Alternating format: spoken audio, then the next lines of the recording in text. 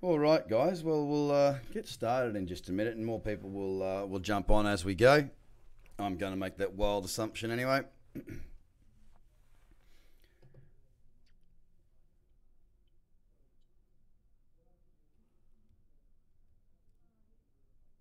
All right, cool. Let me jump up and throw in the charts and me. G'day, everybody. Look, I haven't done anything since the big Bitcoin move of last week, mainly because I was out of action for a couple of days last week, put it that way. And look, it's becoming more and more interesting for me right now, and I want to point out a number of different things that I think are important based on the charts, obviously, because that's what I do. So I'm just going to keep swinging my head around and keep an eye on comments and whatnot here. So do excuse the ugly side of my face, which that's assuming that I've got a good side, really.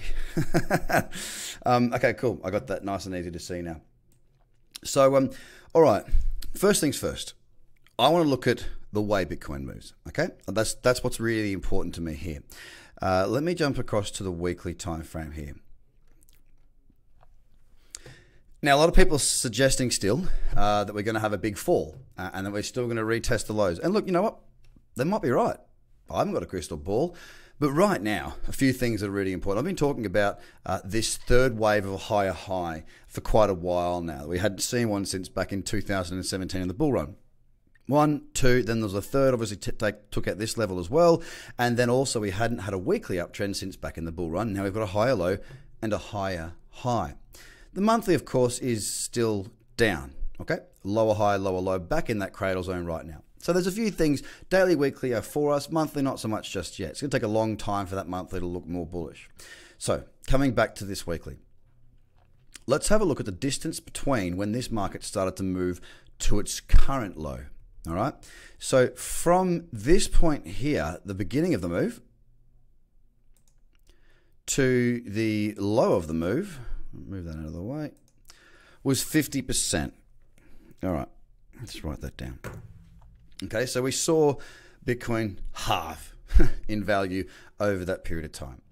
Now, let's take that 50% and flip it upside down. Okay, so let's start to look at what could potentially happen. And by no means am I suggesting that this will happen. I'm just going to show some, as I do, I just show what is, not what might be. I show what is, and then I plan out how I might work within that environment. So that 50% I was talking about, let's go back to here. Now, we started the move. I mean, the weekly candle that broke these levels was this one. So we start here, and let's go 50%. 50%. 6,254.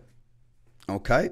Which has us literally $1,000 higher than where we are right now.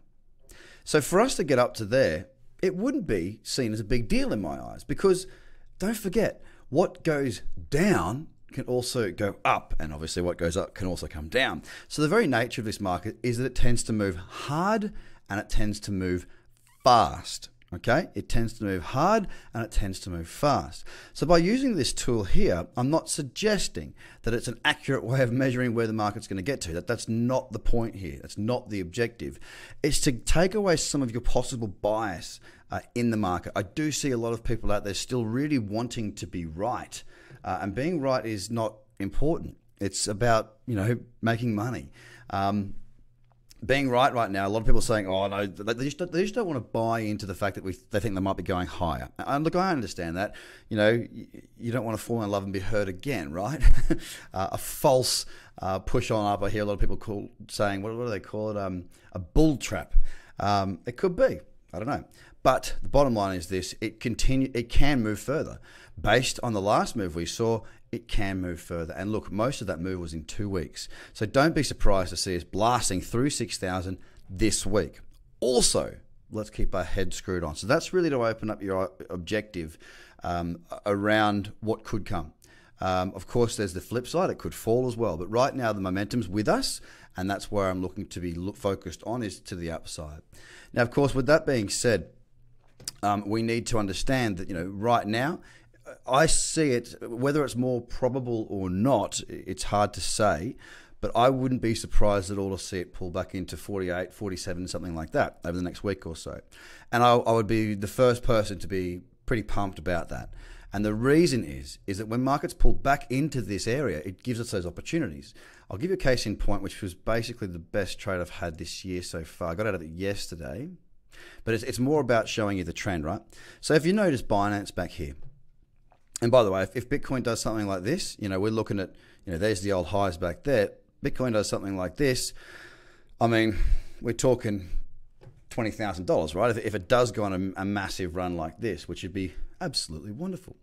But look, high, low, high, high. There was some resistance back here. Look, resistance through here, which is the Bitcoin resistance I talked about, ran up, then it pulled back. This was the pullback I got in, right? Pulled back again, massive move. Pulled back again, not so big a move. It's when markets start to pull back that the opportunities, in my view, present themselves. Now, whether we're going to see a quick bang back down like we did on Binance, or whether it's going to be more drawn out like it was back here, I don't know, and I just don't care. The bottom line is that pullbacks occur in healthy trends. To give a new high or low and to push on, it's really super important. And it's something that I think that everybody should be considering and just being open-minded towards. That's the first thing. The second thing to be open-minded towards is, what do we do if it does push high? Okay, let's say we don't get that consolidation. Let's say we do blast on through to head towards 6,000. We break that through these highs, we stop consolidating, and off we go on another mad run. Well, what I'm going to be focusing on is how I trade. Of course, I trade three strategies: the cradle, the breakout, and the fib booster. Now, for the fib booster, I need higher lows and higher highs, all right?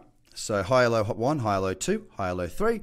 We push into a new higher high. I can start to swing my fibs off of these levels, waiting for pullbacks and bounce with nice little limit orders. And that's the way I'll sort of look to trade that. If I come back to Ethereum, same thing. There's been opportunities. No, that's not Ethereum. Like back here, pull back into that level. Let me show you this. Now, I didn't take this because I was in bed early last night, but then that's when it's set up. It's actually the 2 hour that sort of looked the best as well, but I'll just do it in the 1 because it's here. 61.8, 50% fib, boom. Beautiful entry, ding, dong, 1-to-1, happy days. That's the sort of thing that I'll be looking for. If we are running hard, fib booster is where I'll be looking. It's not had that many trades recently, just simply because the markets haven't been, they just haven't been as open to that sort of a continuation, that sort of strength of move. But that doesn't mean I'm not going to be using it. As soon as we get moving again, when we do get some strong momentum, I'll be all over that like melted cheese on a piece of toast. Again, Ethereum pulling back. I'll come back to Ethereum in just a second. Something else that I want to point out to you. Okay. You might not like what I'm about to say here. Volume means nothing. Let me show you. Let me show you why I don't use volume. Let me show you exactly why I don't use volume. And I'm sorry. Actually, I'm not sorry if you go against it. It's not about being sorry. It's just about, these are some facts. And I'm going to try and prove it to you. If you want to keep it's the same with me when I say I don't use sloping trend line. It's not because anything else, and they don't make you a good trader. Not the way I trade anyway. All right. So let's do this. I've added in volume. Okay. Wow. Big candle, big volume. Who would have thought that? Big candle, big volume. Who would have thought that? Wow. What about back here? Oh, big candle, big volume, big candle, big volume. Big red candle, big red volume. Literally, however the candle closes, it's going to show seller volume. Yep, because it went down. And it's big. So there'll be more volatility because it's a big candle. Okay, smaller candle. Yep, it's a smaller candle. It's green, so there's smaller volume. Yes. Little tiny candle, little tiny volume. No shit. If you understand what is going on in a candle like this, you don't need volume. Okay? You just don't need it. Hello, everybody tuning in from all over the joint. Thank you for being on board. Volume, if you understand what you're looking at the chart, it doesn't add any value. Not the way I trade anyway. Now, you might have a way of doing it yourself. I don't know. But look, a big candle, big volume. A big candle, big volume. Big red candles, big red volume. Big green candle, big green volume. You know what? Get rid of it. Don't let it distract you. Here's how you get a big green candle. You have less sellers and more buyers. Supply and demand means that the price rises. If there are a lot of buyers, that equates to more volatility, right? More volume. More volume. Well, then, if there's a lot more buyers than there are sellers, and there's a heap of them, then it's likely we're going to get a big candle. So you don't need volume. As a matter of fact, you can use volume, but only when you're looking for optimal chart structure. So if I go to something like, let's go to my margin pair list and go to, what's something that's a bit thin? Let me take you to a 2-hour chart. See, again, I don't need to see volume here because I can see that there's so many periods of times where no trades actually occur at all. So I can't get out at this price because it jumped above it. I can't get out at this price because it jumped below it. Again, by virtue of the fact that if you understand how to read a chart, you don't actually need to use volume because it actually stands out to your eyes, your eyeballs. I don't need an indicator to tell me when volume is there. Now, I'm not trying to offend anybody and your beliefs. I'm just trying to tell you what's true and what's real and the way that I look at things, because it helps to simplify the process. Throwing in a bunch of different indicators, forget about it. You just don't need to do it. It's a waste of time. So look, that's what I'm looking at on Bitcoin. A pullback would be fine. A continuation, I'm going to the lower time frames. Let's have a look at the opportunity that may present itself throughout the rest of the top 10. As I said, Ethereum, we've got the higher low, higher high, pull back, higher high. Again, we're sitting around that 178 right now on a path towards 200. Now, there's been a lot of talk around 200, and it's just because it's a round number, and that's what round numbers do. They're a psychological barrier. But as far as it goes on the actual chart, there's nothing there, okay? Look, that's 200. There's nothing there of any significance. The only thing 200 is, as I say, it's a psychological barrier. There's no significance to it other than that. And there is some significance to round numbers, don't get me wrong. But it's not as powerful as something, in my view, as a proper level of resistance like through here. As you see, it broke through, bang, really strong, run straight into here. That's the sort of thing I'm looking for. So 200 is not a big deal for me. I will be scaling out if possible, if I do find a trade leading up into that level. But how am I going to do that? Well, again, the cradle zone. Look how it pulls back in here beautifully. Well, now I was hoping to get a trade back here, but if you recall, it kind of got a bit funky, right? It just got a little bit crazy. And now I'm looking at it more on the 16 and the 12 on the daily. A nice clean pullback into these levels here would be great. Haven't got it yet, so I'm going to keep it on the watch list. Now, question. I often hear people say volume precedes price in terms of average volume, I'm guessing. Possibly. Look, honestly, I did use volume back in my early days when I was trading equities, FTSE 350 stocks over in the UK. And it was more so to make sure I had at least over 500,000 shares traded per day, because that for me allowed me to have the volume, the volume for me to enter and exit the markets at the size that I wish to do so, which wasn't very big back then. So when it actually comes down to it now, if I'm working within the top 10 volume, I don't really care about a gappy looking chart. Like I said, you just got to jump to those lower time frames, and that's where I can really read volume. It's through the visual sense, as opposed to needing an indicator to tell me what I kind of already know. So yeah, Ethereum, I'm looking at the sort of higher time frames here, looking at the 12, get me back into here. I'll be happy. 16 as well. Ideally, the daily, a pullback into the daily would be lovely, and the market kind of needs it. It doesn't need it. It would just make it so much nicer to see the trend this time. If we do, in fact, get into a really strong run on the market, pull back in rather than just going parabolic. It would be much more healthy, and we'll probably make a lot more money as traders too, because we get more entries. EOS, again, we're sitting between 6 and 5. $5. Have a look. There's support there. $6. Bit of resistance there. We hit that on the nose. I pull back into 5. Give me a small bullish candle, and I'll be happy. Pretty simple. There's nothing on these lower time frames here. Nothing on the mids. Look, that's just messy. No, thank you. Stellar Lumens, nothing there. Look at this chart. If anything, it's pretty confused itself. It's not a great chart. Can't trade it against a dollar that I'm aware of anyway, so not really worth looking at too much. Michael's got the idea. Use volume as liquidity indicator to stay out of low liquid shitcoins. I get it, mate. But again, the volume, you don't need the indicator to do it. You just need to look at the chart and understand what it is that you're actually looking at. That's what's important in my eyes. But look, if you do need it, just know what you're using it for. So if you haven't, if you don't understand what gappy means, if you don't understand what a thin looking market means, A, I can help you. B, work it out. Then I showed it to you before on the EDO chart. Then at least know what you're not using volume for. And as you've just said, Michael, you're using it to keep you out of things. The way I use the MACD, I use the MACD to keep me out of trades. I use volume to keep me out of trades. It doesn't add anything to my, there's big volume, so therefore XYZ. You know, a big bounce on big volume.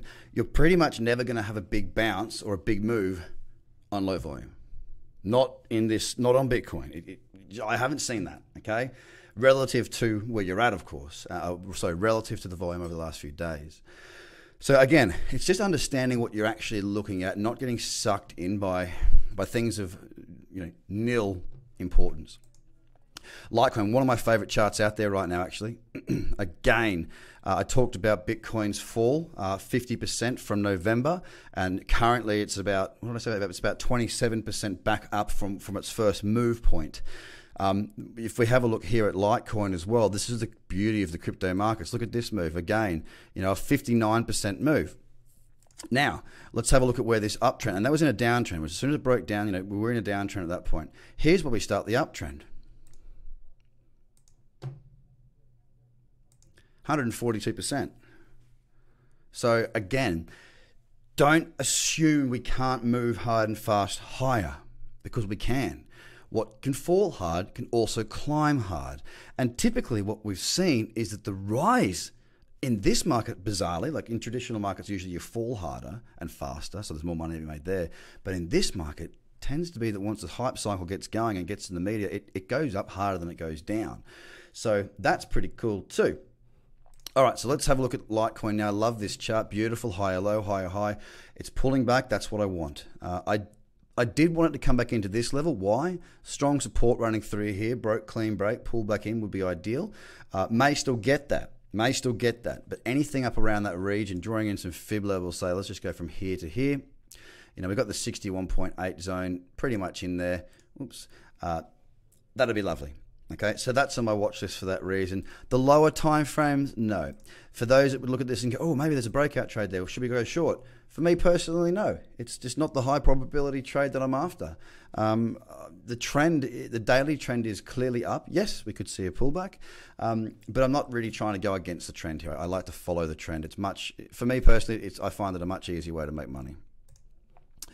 Okay, Bitcoin Cash. Well, it certainly had a good run. Not interested until we get back into the daily cradle zone, to be honest with you. Binance having a bit of a dip now. It's actually back into that cradle zone beautifully well. And if you look at this high to this high, we're actually convergent there.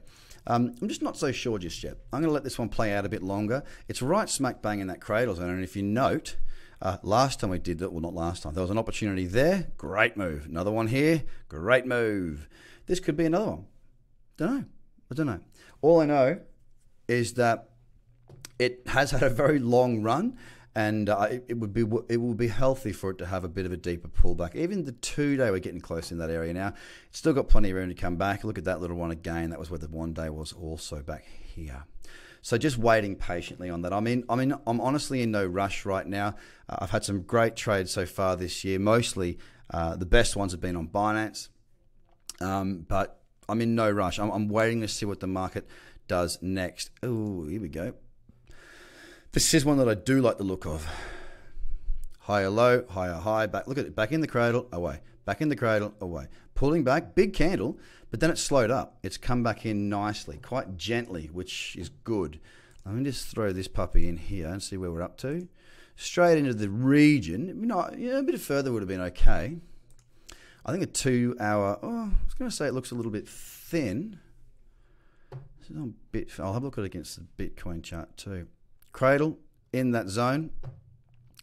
When's that going to close? 3 o'clock? 4 o'clock. Oh yeah, because we've changed the hour. We've gone back. That's gone back or gone back? Gone back. Yeah. 4 o'clock. Be back for that one. If it's a small bullish candle, I might actually take a little bite out of that. The 2-hour. If you look back here, look. This to me, low volume. It's thin. See how thin that is? Because it's all. See how the chart's all funny. It's sort of segmented. It's not all together, right? It's all over the shop. It's a bit Cody looking, like, I don't know how to explain that. It looks like R2D2 sounds. If that makes any sense to you. For some reason it does to me. you know, up here it's clean, smooth flowing trending charts. And the reason I want to trade that is because with margin that I've got on Bitfinex, or if I trade it against Bitcoin, I've got BitMEX to use as well.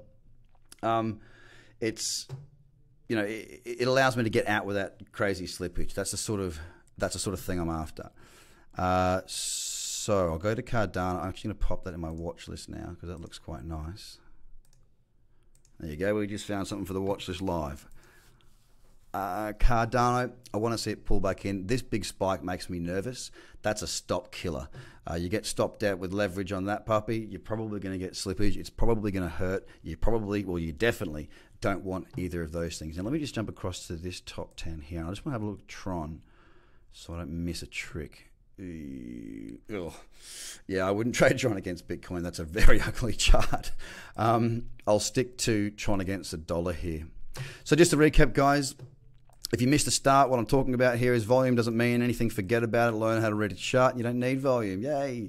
It does mean something, but again, you know, have a look at the beginning of this where I run through that a bit more.